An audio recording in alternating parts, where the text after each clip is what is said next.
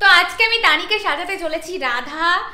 আর এই সাজটা সত্যি বলতে জন্মাষ্টমীর দিন আমার ইচ্ছে ছিল। এই দেখ, এই যে খুলে দিয়েছি। জন্মাষ্টমীর দিন একদমই সময় পাইনি, বাড়িতে পুজো ছিল বলে। তো ভাবলাম চলো সাজিয়ে ফেলি, না হলে আমার মনে আফসোসটা থেকে যাবে। কিন্তু এই দস্যু মেয়েকে কি করে যাবে, কি করবো আমি নিজেই জানি না। হাত দাও, হাত দাও। কি করছিস? বলো রাধা সাজছি। বাবাজি লাদা সাজছি, ছোট্ট লাদা। বলো শাড়ি পরবো।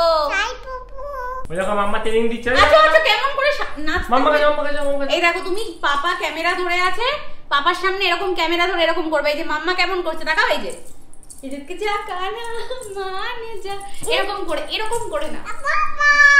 আমার এই ডান্সের স্টেপ শেখাতেই দেখো নিজের আনন্দে আছে। এইদিকে আসো মাম্মা যাচ্ছে, মাম্মা যাও।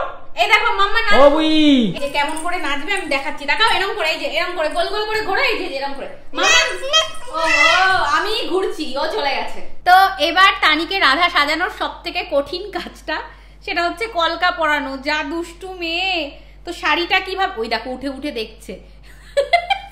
চলো তাড়াতাড়ি পরে নাও। ওই খুলবি না। ওফো, এই যে পাপাকে দেখাও, বলো পাপা কেমন লাগছে?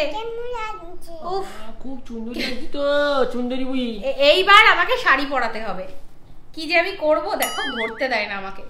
হলো আমাদের তানির ফাইনাল লুক। এই দেখো মা, কোথাও যাবি না, আমি অনেক কষ্ট করে তোকে শাড়ি পরিয়েছি। দেখো ওই দেখো আয়না দিয়ে দেখছে। ভালো? ও সোনা, নিজেকেই প্রথম দেখলো। কেমন লাগছে?